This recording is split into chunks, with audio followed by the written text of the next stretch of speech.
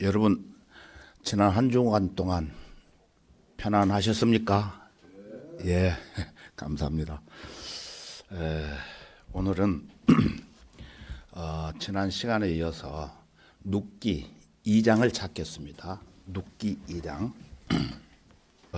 지난 시간에 우리가 눕기 1장을 살펴봤습니다.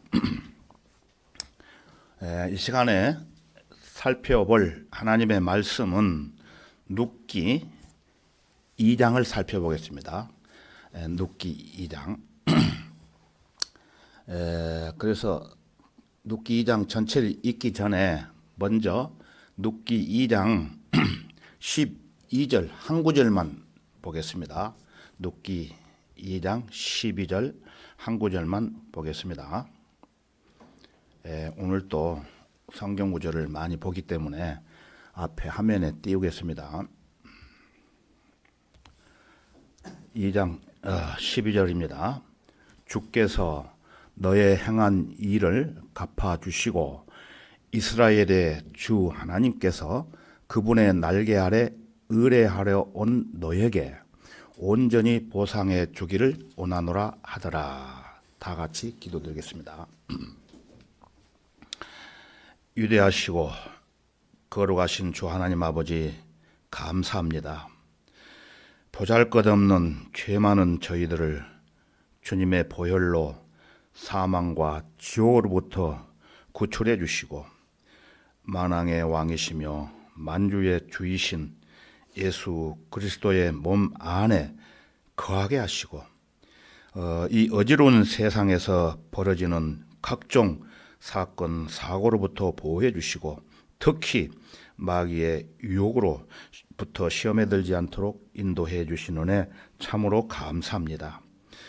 이 시간 말씀을 선포하는 저에게 주님의 영으로 충만케 해주시고 더 나아가 주님의 말씀을 경청하는 모든 회중들에게도 은혜의 시간이 되도록 역사해 주옵소서. 이 모든 간구를 주 성령님께 의탁드리며 언제나 저희들을 사랑과 은혜로 보살펴 주시는 주 예수 그리스도의 이름으로 기도드렸습니다. 아멘. 이 시간에 저와 여러분들이 살펴볼 제목은 누대게 베푸신 하나님의 섭리적 돌보심이라는 주제로 말씀을 드리겠습니다. 누대게 베푸신 하나님의 섭리적 돌보심. 눕기 2장 12절을 이렇게 다시 보시면은 주께서 너의 행한 일을 갚아 주시고 이스라엘의 주 하나님께서 그분의 날개 아래 의뢰하러 온 너에게 온전히 보상해 주기를 원하노라 하더라. 이렇게 기록이 되어 있죠. 자, 주께서 너의 행한 일을 갚아 주신다고 여기서 기록이 되어 있는데, 그러면은 룻이 행한 일이 무엇이었을까요? 지난 시간에 공부를 좀 했죠. 자, 그러면은 룻기 1장 16절을 다시 한번 보겠습니다.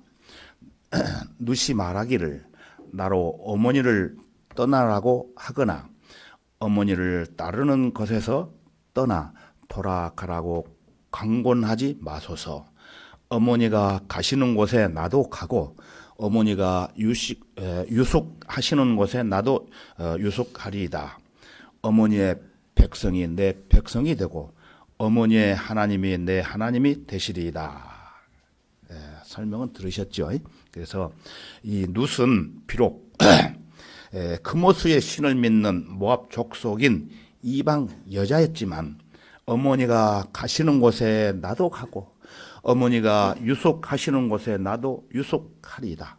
그러니 어머니를 떠나라고 강권하지 마소서. 제발. 어머니의 백성이 내 백성이 되고 어머니의 하나님이 내 하나님이 되시리라 라고 신앙 고백을 했던 것입니다. 그리고 룻기 1장 19절을 보시면은 그리하여 그들 둘이 가서 베들레헴에 이르렀더라. 그들이 베들레헴에 이르자 온 성읍이 그들로 인하여 술렁이며 말하기를 이 여인이 나오미냐 하니. 오랜만에 보니까 잘 몰랐던 것이에요. 그래서 나오미가 이제 며느리 룻과 함께 베들레헴에 이릅니다. 자기 고향 베들레헴. 그래서 둘밖에 없었으니까 많은 이야기가 오고 가고 했을 겁니다. 아마 무슨 이야기를 나눴을까요? 좀 궁금하지요. 궁금한 내용이기도 합니다. 룻은 아마 시어머니에게 자기가 시어머니가 믿던 그 신앙 하나님에 대해서 많은 질문을 했으리라고 봅니다. 그러나 어느덧 시간이 흘러 그들이 베들레헴에 이르자 온 성읍이 그들로 인하여 술렁이며 말하기를 이 여인이 나오미냐? 퀘션 마크가 붙죠. 베들레헴 사람들은 10년 만에 돌아온 나오미를 아마 잘 몰랐을 수도 있습니다. 왜냐하면 나오미는 잘 먹고 잘 살기 위해서 하나님이 백성들이 사는 베들레헴을 떠나서 풍년이 들어있는 모압 땅으로 갔지만 나오미는 남편과 두 아들을 잃고 10년이라는 세월 속에서 마음고생을 했겠죠. 그러므로 외모가 변했기 때문에 잘 모를 수도 있다는 것입니다. 자, 이어지는 20절을 보시면은 나오미가 그들에게 말하기를 나를 나오미라 부르지 말고 마라라 부르라. 이는 전능하신 분께서 나를 심히 모질게 대하셨음이니라. 모질다는 무슨 말씀입니까? 교육을 단단히 시켰다는 얘기죠. 그래서 여기에서 나오는 마라라는 단어는 새로운 단어죠. 그래서 이 출애굽기 15장 23절에 보시면은 그들이 마라에 왔으나 마라의 물을 마실 수가 없었으니 이는 그 물이 쓰기 때문이라.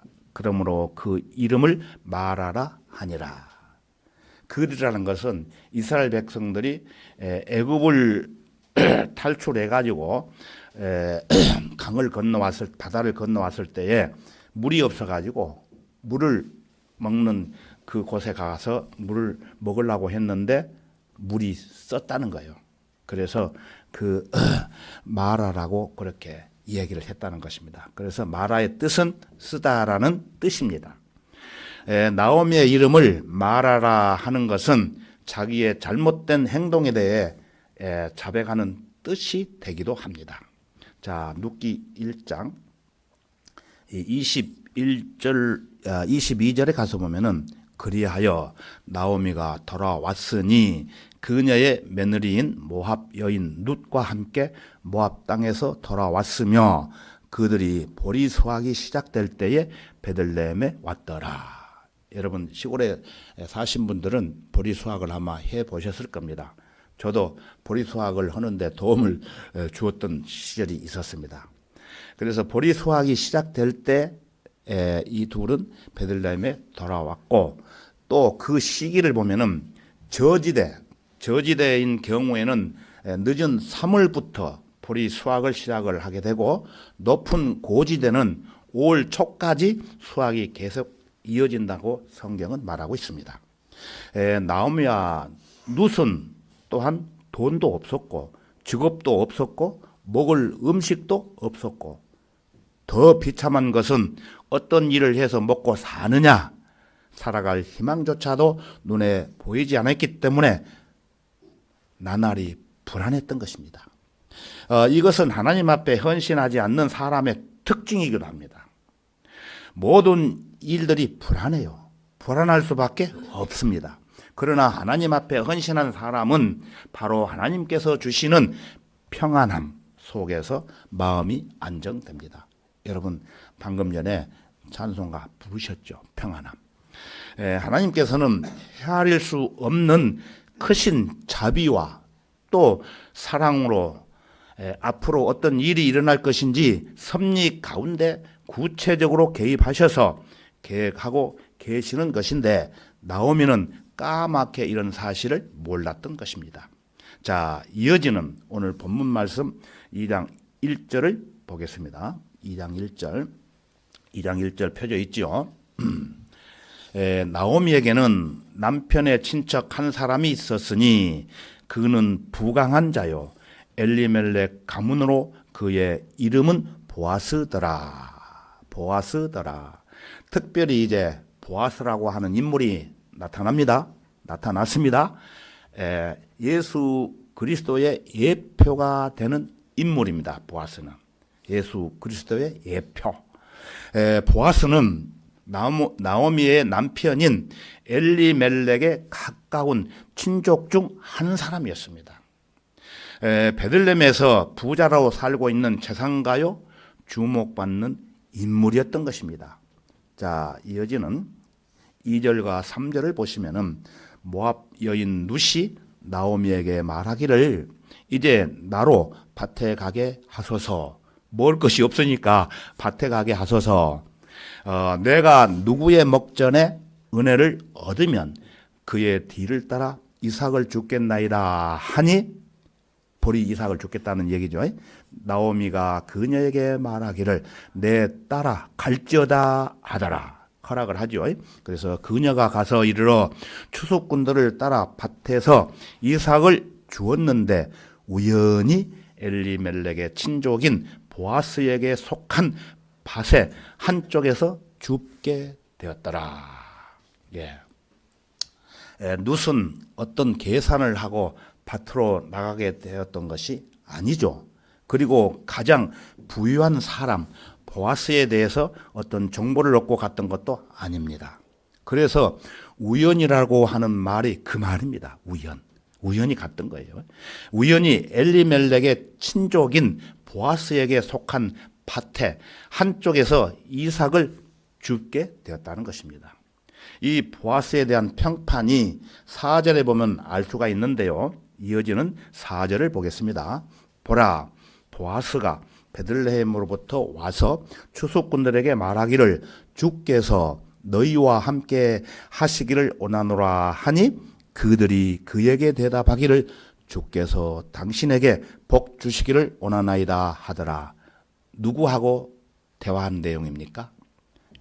보아스가 보리 수확을 하고 있는 자기 추수꾼들에게 이렇게 호의를 베풀었는데 그 추수꾼들도 역시 자기를 부리고 있는 그 주인에 대해서 주께서 복 주시기를 원한다고 화답을 하고 있는 내용입니다.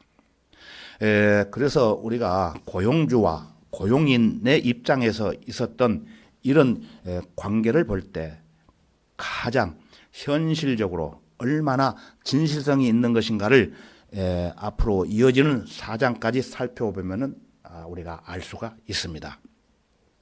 이 보아스의 인격 그리고 보아스의 아내가 되어지는 룻의 성품, 이것은 또한 바로 예수 그리스도와 예수 그리스도의 아내가 되어지는 것을 알 수가 있습니다. 자, 이어지는 5절을 보겠습니다. 그때 보아스가 추수꾼들을 관장하는 그의 종에게 말하기를 이 사람이 누구의 소녀냐 하니, 어떤 예쁜 소녀가 나타나서 죽기 때문에 추수꾼 관장하는 조장이 있죠. 조장한테 이 사람이 누구의 소녀냐 물었던 거예요. 보아스가 추수꾼들을 관장하는 그의 종에게 누구의 소녀냐고 묻고 있지 않습니까? 그래서 보아스의 종은 어떤 대답을 했을까요? 자, 이어지는 6절과 7절을 보시면은 추수꾼들을 관장하는 그 종이 대답하여 말하기를 모압 땅에서 나오미와 함께 돌아온 모압 소녀이온데 그녀가 말하기를 내가 청하오니 나로 추수꾼들을 따라 단 사이에서 이삭을 죽게 하소서 하였나이다. 그리하여 그녀가 집에서 잠시 쉰 것 말고는 와서 아침부터 지금까지 계속 하였나이다 하더라. 그 사실을 자기 주인한테 이렇게 보고를 한 겁니다. 예, 이러한 내용으로 보고를 했는데, 보아스의 종이 보고를 했는데, 그러면은 보아스가 또 어떤 답변이 있겠죠. 자, 이어지는 8절과 9절을 보겠습니다. 8절과 9절. 그러자 보아스가 룻에게 말하기를, 직접 말합니다. 내 딸아, 내가 듣지 아니하냐?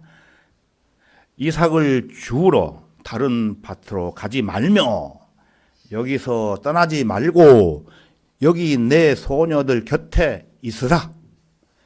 그들이 곡식을 거두는 밭에 내 눈을 두고 그들을 따라가라. 내가 청년들이 있었을 겁니다. 내가 청년들에게 너를 건들지 못하도록 당부하지 아니하였느냐? 목이 마르거든 그릇으로 가서 청년들이 길러온 것을 마실지니라 하더라. 예, 보아스는 룻에게 이렇게 말을 하고 있는 내용을 기록해 놓았던 것입니다. 이삭을 줍는 룻에게 보아스는 이렇게 직접 말을 했던 것입니다. 자, 여기서 떠나지 말고 내 소녀들 곁에 있으라는 말은 무슨 뜻이냐면은 단단히 붙어 있으라는 겁니다. 단단히, 다른 데 가지 말고, 예, 꼼짝 말고 딱 붙어 있으라는 거예요. 절대 다른 데로 가지 말고. 그리고 보아스가 청년들에게 너를 건들지 못하도록 당부를 했으니 염려하지 말고 목이 마르거든 청년들이 길러온 물을 그저 마시라. 이렇게 이야기를 하고 있죠. 그래서 그 길러온 물은 어떤 내용이 또 포함되냐면은 요한계시록 22장 17절을 보시면은 또 성령과 신부가 말하기를 오라 하더라. 듣는 자도 오라 말하게 하고 또 목마른 자도 오게 하며 온하는 자는 누구든지 생명수를 값없이 마시게 할지어다. 생명수는 무엇입니까? 진리의 말씀이죠. 우리가 사람이 살아가는데 물이 없으면 못 살지 않습니까? 우리 그리스도인들이 신앙생활을 하는 데 있어서 진리의 말씀이 없으면 어긋난 딴 길로 갈 수밖에 없습니다. 생명수. 말씀을 듣는 자도 오라. 또 목마른 자도 오게 하며 온하는 자는 누구든지 생명수를 값없이 마시라고 하신 말씀입니다. 그래서 본문 9절에서 보아스는 룻에게 말하기를 목마르거든 청년들이 길러온 물을 그냥 마시라고 호의를 베풀었던 것입니다. 예수 그리스도께서 역시 우리에게 이렇게 호의를 베푸신다는 것입니다. 이 말을 듣고 있던 룻이 가만히 있을 수가 없지요. 이어지는 본문 말씀 10절을 보시면은 뭐라고 했을까요?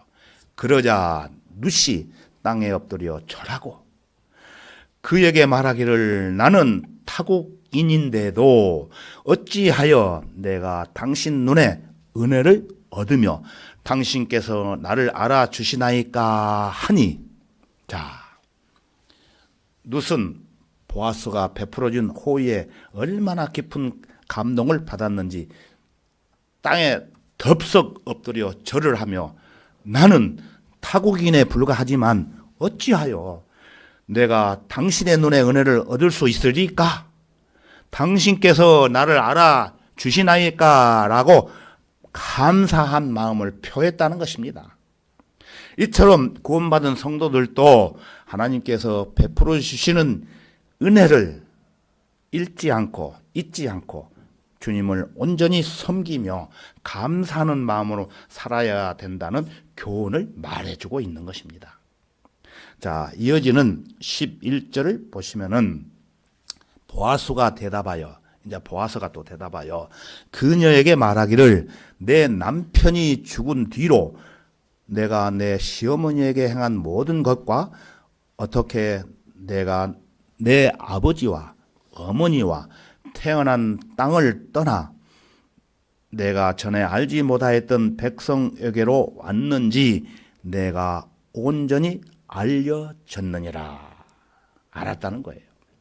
보아스는 이 가난한 이방 여자 룻이 자기 고국과 그 나라의 우상을 버리고 살아계신 참 하나님을 섬기기 위해 어떻게 됐습니까? 자기 시어머니인 나오미에게 어머니의 백성이 내 백성이 되고 어머니의 하나님이 내 하나님이 되시리다 라고 고백을 했던 것을 우리가 알 수 있죠. 그래서 선택받은 나라와 운명을 같이 하겠다고 나오미를 따라온 그 여인에 대해 소문이 자자하게 퍼졌다는 것입니다. 그래서 보아스는 룻을 격려하고 큰 용기를 북돋워주는 귀한 일을 하게 되었던 것입니다. 보아스가 이렇게 부드러운 격려의 말로 룻을 환영하듯이 지역교회 안에서 바로 선배 그리스도인들이 새 시인자들이 들어오게 되면은 이렇게 모범을 보여줘야 된다는 교훈이기도 합니다. 보아스가 모압 출신의 겸손한 여인에게 행한 것을 보면은 얼마나 그 여인이 잘 되기를 바라고 그녀와 함께 대화를 나누고 그녀를 위해 하나님께 간절히 기도를 드리는지 알 수가 있지요. 우리들도 이렇게 기도를 해야 된다는 것입니다. 이어지는 본문 말씀 읽어봤죠. 12절을 다시 보시면은 주께서 너의 행한 일을 갚아 주시고 이스라엘의 주 하나님께서 그분의 날개 아래 의뢰하러 온 너에게 온전히 보상해 주기를 원하노라 하더라. 이 보아스의 말은 축복을 비는 말인 동시에 룻을 향한 중보 기도였다고 저는 생각을 합니다. 우리는 이런 연약한 자와 어린 성도들을 위해서 더 많이 중보 기도를 해야 되지 않겠습니까? 그래서 새로이 구원받은 성도들을 잘 돌봐 주면 그가 은혜 안에서 훨씬 더 빨리 성장하는 모습을 우리가 틀림없이 보게 될 수 있다는 것입니다. 저 역시 지금으로부터 7, 8년 전에 구원을 받았습니다. 구원을 받고 그 새 신자였던 어린 시절에 체험이 많은 오래된 성도들로부터 많은 이야기를 듣고 은혜를 입은 적이 있었습니다. 이렇게 했을 때 우리가 늙으면은 우리의 도움을 받은 후손들이 성년이 되어 어른이 되어 우리에게 큰 은혜를 입었다고 말할 수 있도록 우리는 그들을 지속적으로 인도해야 된다고 생각하는 바입니다. 새 신자들이 격려를 받아야 할 마땅한 이유는 그들이 옛 친구를 버렸기 때문입니다. 의심할 여지 없이 룻은 고향에 많은 친구들이 있었습니다. 그러나 나오미가 믿는 하나님을 따르기에 그 많은 친구들을 뿌리치고 떠나왔던 것입니다. 아마도 룻은 부모님과도 헤어졌을 것입니다. 부모님이 살아있다 하더라도 분명히 그들을 떼어놓고 이스라엘 땅으로 왔던 것입니다. 그녀는 형제 자매들에게도 작별 인사를 하였을 것이며 분명히 옛 친구들과 이웃들까지도 헤어졌던 것입니다. 그렇지만 룻은 하나님을 향한 마음에서 혈육인 부모, 형제, 자매, 친인척, 친구들에게 작별 인사를 하고 하나님의 백성에게로 돌아왔다는 것입니다. 이제 세상으로부터 하나님의 백성에게 이민은 룻에게 성숙한 우리 그리스도인들이 나서서 신앙 생활에 어려운 일이 없도록 지켜주어야 마땅하다고 생각을 합니다. 그래서 당신이 버린 친구들보다 우리가 당신에게 더 좋은 친구가 될 것이며 당신이 떠나온 그 길보다 더 좋은 길로 우리가 당신과 함께 동행할 것입니다. 그리고 세상 사람들이 알 수 없는 기쁨을 당신은 발견하게 될 것입니다. 라고 이도의 말을 전해야 되겠지요. 예. 자, 시편 45편에 가서 보면은 제가 읽을게요. 우리의 위대하신 왕께서 오 딸이여 경청하고 유념하며 네 귀를 기울이라. 그리고 네 백성과 네 아버지의 집을 잊어버리라. 그리하면 왕이 내 아름다움을 크게 탐내리니 이는 그가 너의 주님이 되시리라고 이렇게 언급하고 있습니다. 이와 같이 주님은 새 신자가 버린 그 자리를 새로운 교제로 채워주십니다. 여기서 교훈을 얻고 세상이 버린 자들과 교제를 나눕시다. 우리는 룻이 이전에 교제를 끊어 버렸을 때 보아스가 그녀에게 위로의 말을 전해준 것은 지혜롭고 친절한 행동이었습니다. 다시 한번 보아스의 위로의 말을 제가 읽어보겠습니다. 12절 아주 중요한 말씀이기 때문에 다시 한번 읽어보겠습니다. 자, 여러분 같이 한번 큰 소리로 같이 읽어보겠습니다. 12절 주께서 너의 행한 일을 갚아 주시고 이스라엘의 주 하나님께서 그분의 날개 아래 의뢰하려 온 너에게 온전히 보상해 주기를 원하노라 하더라. 예, 주께서 이렇게 보상해 주신다는 말씀을 하셨던 것입니다. 그래서 룻은 옛 동료들을 떠난 후 낯선 사람들 가운데로 왔습니다. 그래서 룻은 아직 이스라엘 땅에 집이 없었습니다.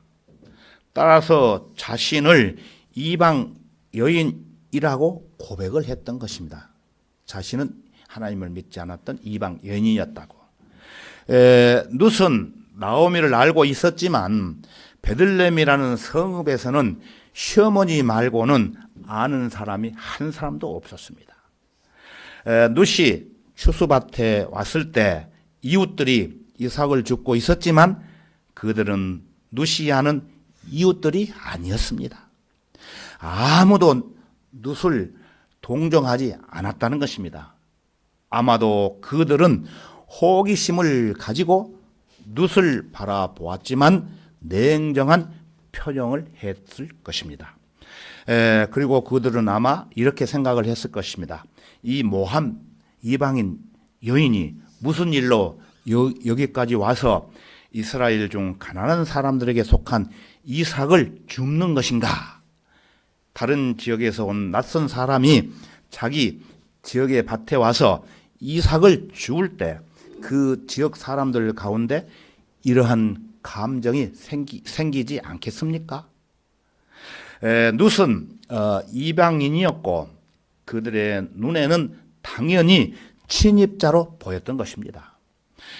룻은 비록 이스라엘의 하나님의 날개 아래에 있었지만 여전히 혼자라고 느꼈습니다. 그때 이스라엘 땅에서 공손과 친절이 사라져 버렸다고 룻이 생각해서는 안 된다고 누가 생각했을까요?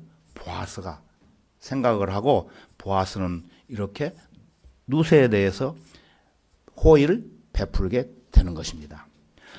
신분상 그녀보다 훨씬 보아스는 위에 있었지만 그는 그녀에 다가가서 격려의 말을 이렇게 했던 것입니다. 여러분도 이와 같은 행실을 본받아야 되지 않겠습니까? 즉시 그렇게 해야 되겠지요. 최근에 자신의 죄를 깊이 깨달았거나 혹은 구세주를 새로이 찾고 발견하는 사람들이 우리 교회에 찾아오시는 분이 있다면은 그들이 오랫동안 우리 가운데서 고통스럽게 낯선 사람으로 남아 있어야 할까요? 아니죠. 그들을 인정하고 그들과 사귀며 그들을 친절하게 대함으로 그들이 우리를 편안하게 느낄 수 있도록 해야 된다고 생각을 합니다. 불편하면 안 된다는 얘기죠. 단 한 사람이라도 자신이 버림받았다는 느낌을 갖지 않도록 모든 사람이 온 마음으로 다른 사람들의 일을 돌아보도록 힘써야 된다는 것입니다. 새 신자는 또 다른 면에서 룻과 같습니다. 새 신자는 자신이 보기에 매우 초라합니다.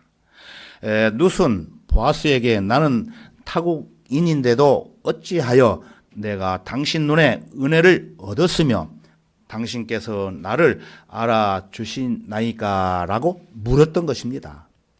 그리고 13절에서 다시 말을 합니다. 이어지는 13절을 보겠습니다. 그러자 그녀가 말하기를 내 주여, 내 주라고 합니다. 내 주여, 나로 당신의 목전에 은총을 얻게 하소서.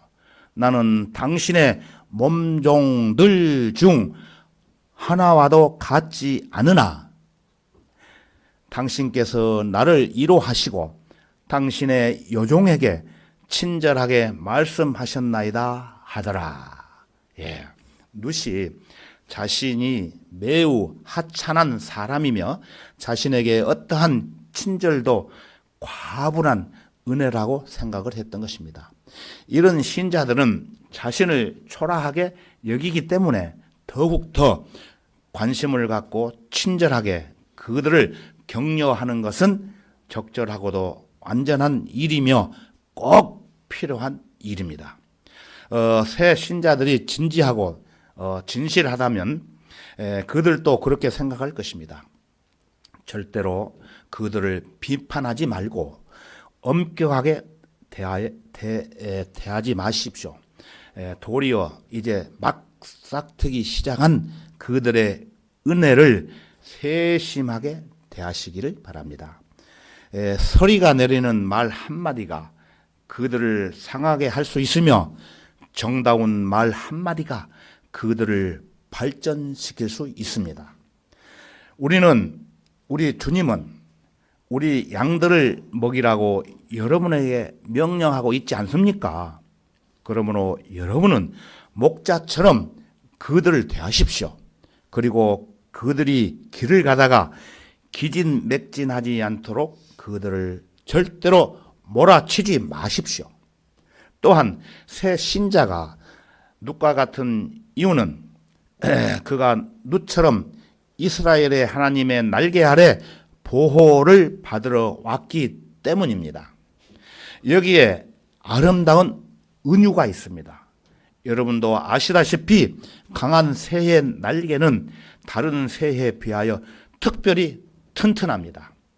강한 새의 날개는 아치 모양을 이루며 바깥에서 보면 건축학적인 힘을 느낄 수 있다는 것입니다.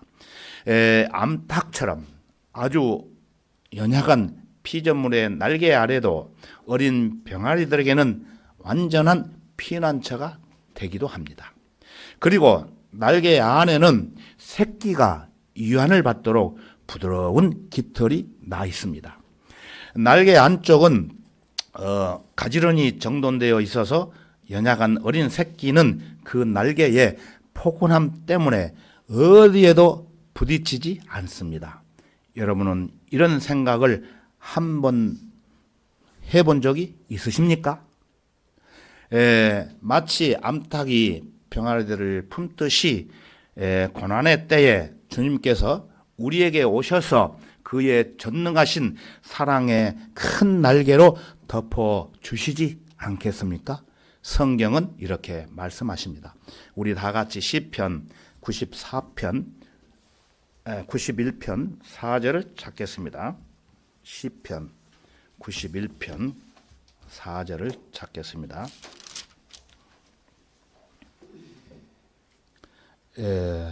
4절을 찾겠습니다.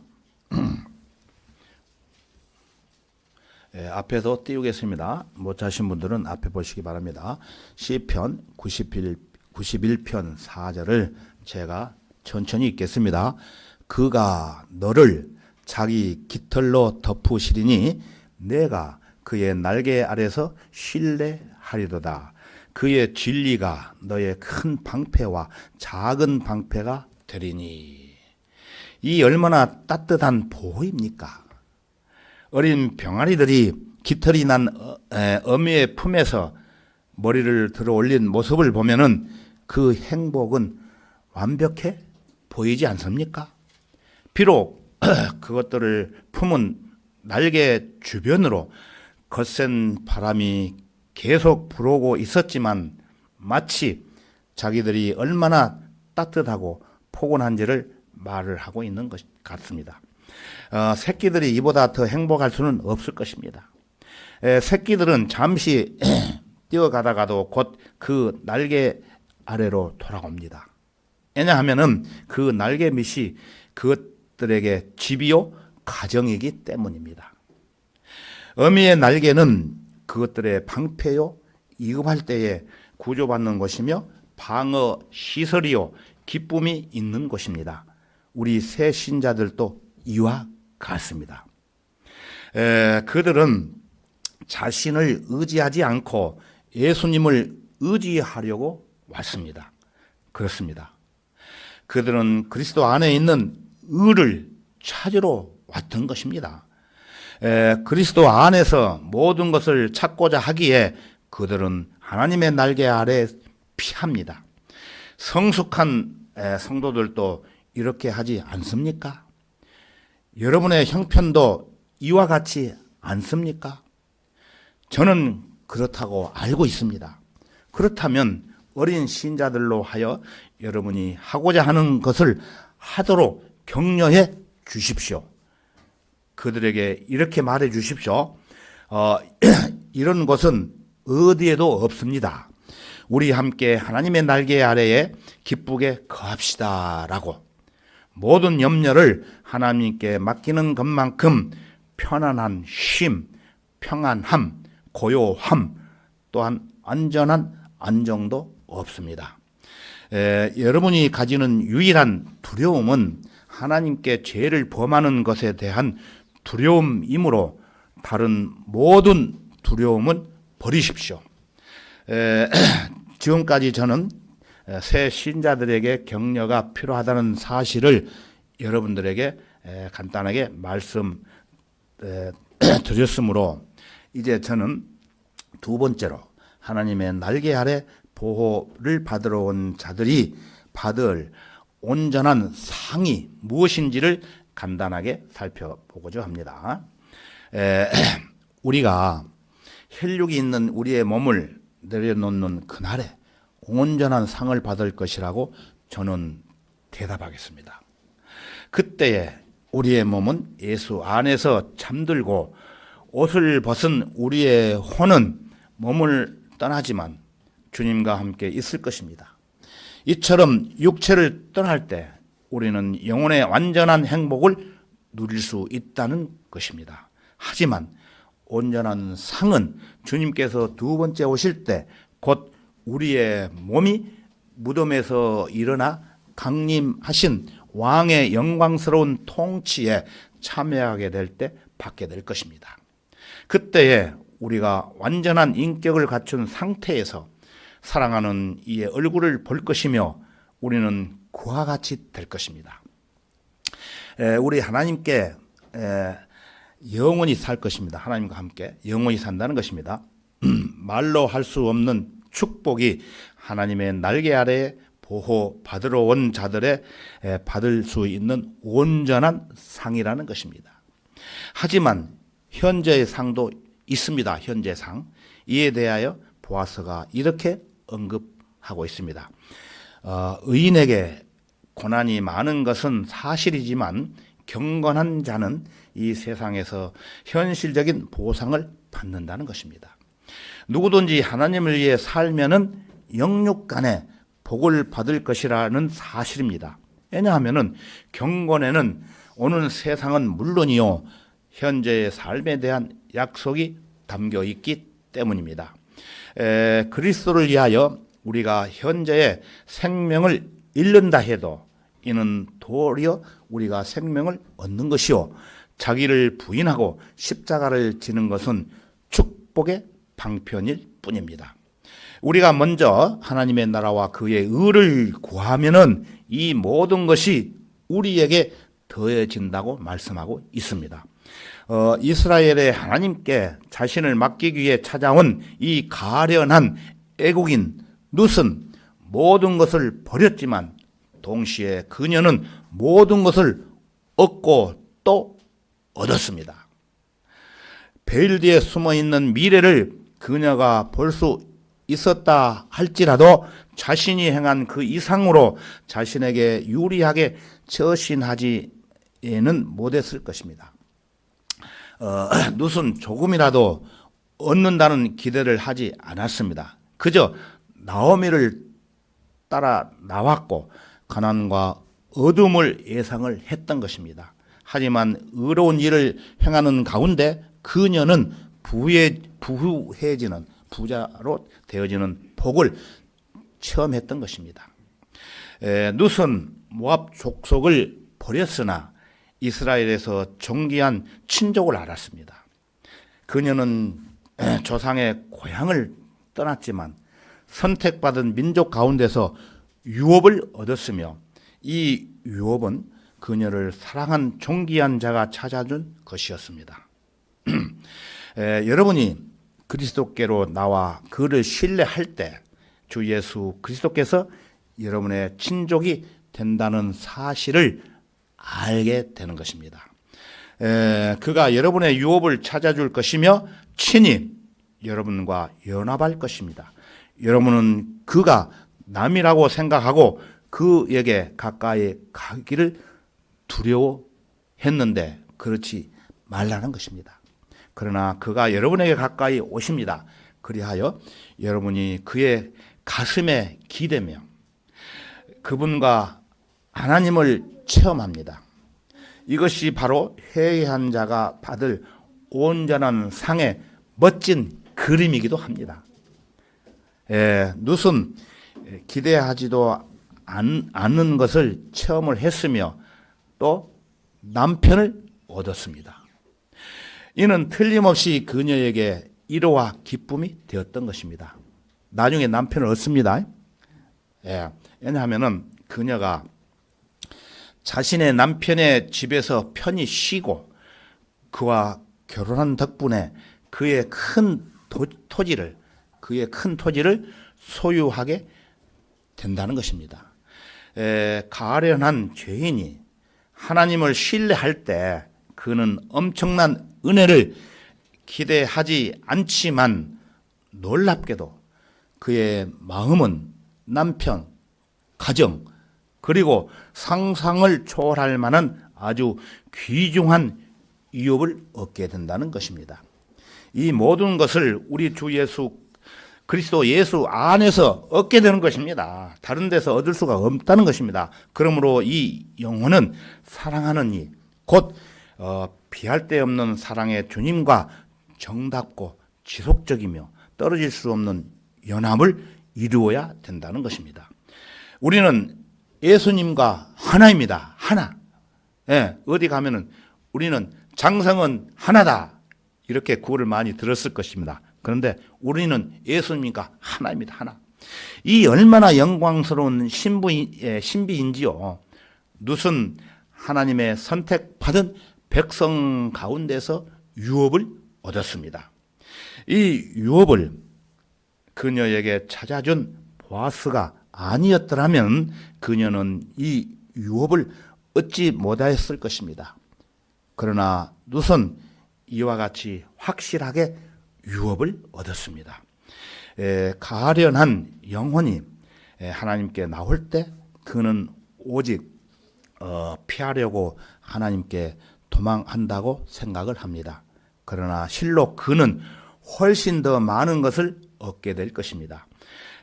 그는 순결하고 쇠하지 아니하는 유업을 얻을 것입니다. 그는 하나님의 후사가 되며 예수 그리스도와 함께 공동 상속인이 될 것입니다.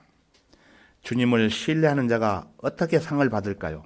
첫째, 주님은 여러분에게 양심의 평안을 주실 것입니다.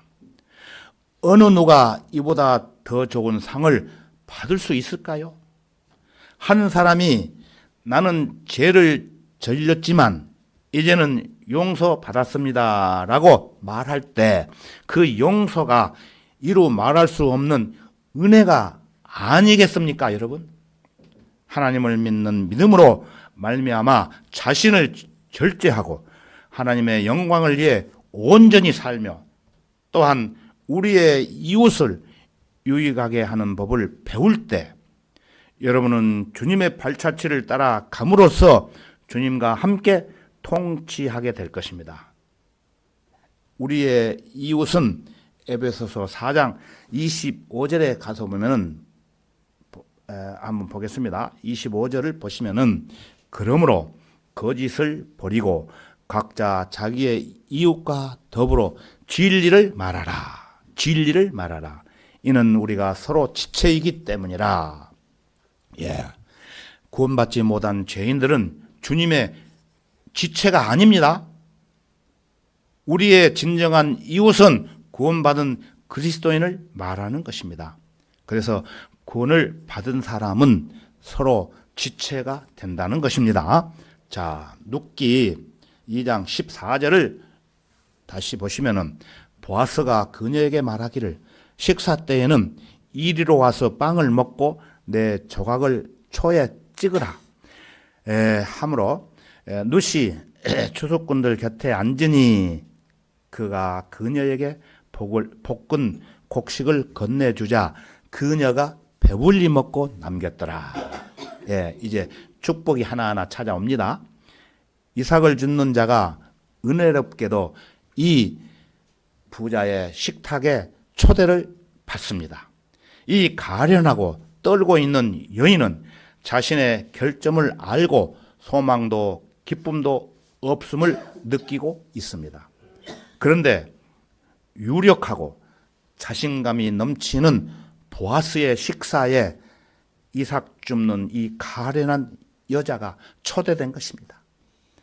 보아스는 예수 그리스도의 예표가 되는 인물이라고 서두에 말씀드렸지요.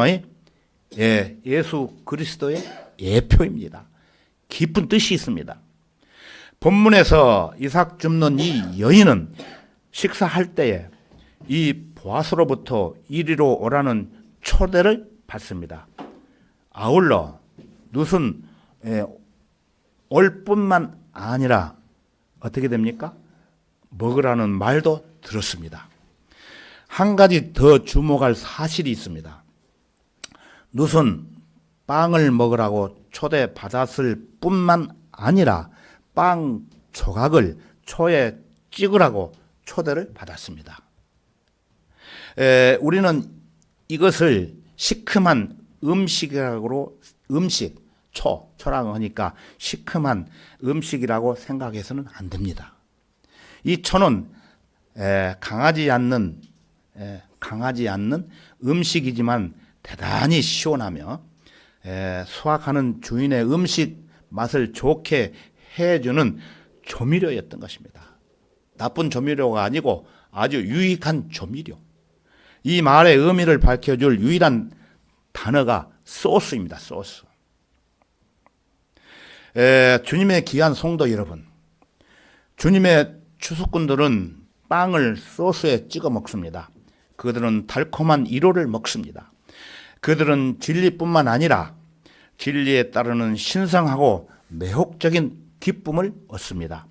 이제 우리는 본문에서 아름다운 장면을 보게 됩니다. 룻이 추수꾼들 곁에 앉으니 그가 그녀에게 볶은 곡식을 건네주자 그녀가 배불리 먹고 남겼더라. 이렇게 기록이 되어 있죠. 보아스가 룻에게 볶은 곡식을 주었습니다. 룻이 그래서 배불리 먹고 남았더라. 자, 룻은 어디에서 먹었습니까? 성경은 룻이 추수꾼들 곁에 앉으니라고 말씀하지 있죠. 그래서 룻은 자기가 곡식 베는 자에게 속한 자라고 생각하지 않았습니다. 그러나 그녀는 추수꾼들 곁에 앉아 있습니다. 이와 같이 여러분은 추수꾼들 곁에 앉아 있는 자들의 모습과도 똑같습니다. 룻이 추수꾼들 곁에 앉으니 그녀가 거기에 앉아 있었을 때 무슨 일이 일어났습니까? 보아스가 그녀에게 볶은 곡식을 건네주자 그녀가 배불리 먹고 남겼더라. 이러한 일이 일어났던 것입니다. 주님은 이런 은혜를 어떻게 주십니까? 그의 은혜로우신 영으로서 주님은 무엇보다도 먼저 여러분의 믿음을 불어넣어 주실 것입니다. 그리스도의 사랑은 상자 안에 있는 감미로운 향기와도 같습니다. 상자 안에 향기를 담아 놓으시는 그분만이 그 상자의 뚜껑을 열 수 있는 유일한 분이십니다. 주님은 능숙한 손으로 그 상자의 뚜껑을 여십니다. 그리고 쏟은 향, 기름같이 사랑의 향기를 부어주신다는 것입니다. 예수님은 여기서 그치지 않습니다. 예수님께서 우리와 깊은 교제를 또 나누실 때 그때가 바로 친히 주님의 손으로 우리에게 볶은 곡식을 주시는 때입니다. 이것은 꿈이라고 생각하지 마십시오. 오늘날에도 그리스도와 이야기할 수 있습니다. 나의 친구와 이야기하듯이 혹은 사랑하는 아내와 교제하는 가운데 위로를 받듯이 분명히 나는 예수님과 이야기할 수 있으며 임마누엘 되신 주님의 교제 속에서 큰 기쁨을 체험할 수 있다는 것입니다. 이는 허구가 아닙니다. 우리는 아득히 멀리 계신 구세주를 경배하는 것이 아닙니다. 그분은 바로 우리 곁에 가까이 계시는 하나님이십니다. 내 마음속에도 계시지 않습니까? 우리가 경배하는 주님은 그는 우리 곁에 계시다는 것입니다. 우리의 마음속에도 계신다는 것입니다. 그러므로 사도들이 세상에서 그랬던 것처럼 우리들도 오늘날 주님과 함께 교제할 수 있습니다. 영적으로. 정령 육을 따라 나지 아니한 영적인 사람들은 육적인 교제보다 영적인 교제를 더 소중히 여깁니다. 진정한 의미에서 볶은 곡식을 주시기를 기뻐하신다는 사실입니다. 그 진정한 의미란 우리가 하나님으로 말미암아 태어난 존재라는 사실을 성령께서 우리 안에서 확실하게 증거하신다는 것입니다. 하늘에 떠 있는 태양이 우리의 눈에 분명히 존재하는 것 이상으로 구원 받은 확신 있는 성도들에게 너무나도 확실한 사실이라는 것입니다. 보아스가 볶은 곡식을 주었을 때 성경은 룻이 배불리 먹고 남겼더라고 말씀하고 있습니다. 사람들이 룻과 같이 되면은 모두 이와 같을 것입니다. 여러분이 이런 특권을 누릴 때마다 분명히 만족할 것입니다. 그리스도를 알고 그 안에서 발견되는 것 외에 그 무엇이 여러분의 허기진 열망을 채워줄 수 있단 말입니까? 예수님께서 여러분이 완전한 평화를 누릴 때까지 여러분의 양심을 만족하게 하신다는 것을 알게 될 것입니다. 무한하신 주님만이 저와 여러분을 만족시킬 수 있습니다. 오늘은 여기까지 하겠습니다. 다음에 3장을 할 것인데요. 3장을 한 두세 번 읽고 오십시오. 다 같이 기도하겠습니다. 사랑과 은혜가 풍성하신 주 하나님 아버지, 오늘도 변함없이 본문 말씀을 통해 참된 진리와 교훈을 상고할 수 있도록 인도해 주심을 감사드립니다. 특히 하나님을 믿지 않는 이방 여인 룻이 자기 친인척과 자기가 그동안 믿었던 우상들과 신들을 배척하고 이스라엘의 하나님이신 백성에게로 다가옴으로 인해 말로 표현할 수 없는 하나님의 섭리 가운데 사랑과 은혜를 발견하는 그 사실에 대해 마음에 다시 한번 새길 수 있도록 저희들에게 조명해 주신 은혜를 더욱 감사합니다.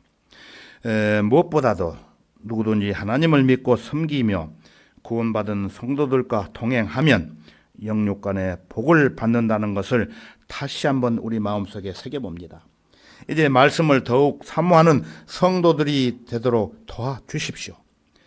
이 예배가 끝난 후 오후에는 성도들과 함께 동문시장에 모여든 사람들을 중심으로 은혜의 복음을 전하려고 합니다. 그 선한 일에도 주님께서 시종을 주관해 주시기를 간구드리며 우리의 주님이시며 구주이신 주 예수 그리스도의 이름으로 기도하옵나이다. 아멘.